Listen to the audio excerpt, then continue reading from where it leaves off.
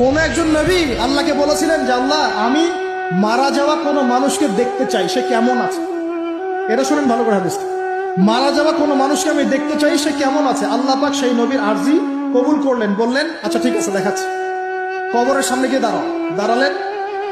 1000 বা 2000 বছর আগের কোন ব্যক্তি যে মারা গেছে তাকে কবর থেকে চিন্তা করা, নবী দেখছেন এবং সে ভয় থরথর করে কাঁপছে, এখনো ভয় থরথর করে কাঁপছে। নবীজি আমাদের নবী নন, অন্য কোন নবী।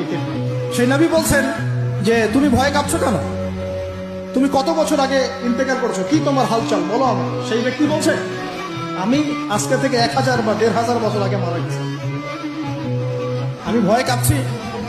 যখন আমি মারা যাচ্ছিলাম মালাকুল মউত যা আকৃতি নিয়ে আমার সামনে এসেছিল, ওই আকৃতি আমি এখনো ভুলতে পারি না, তাই দেখে আমি থরথর করি।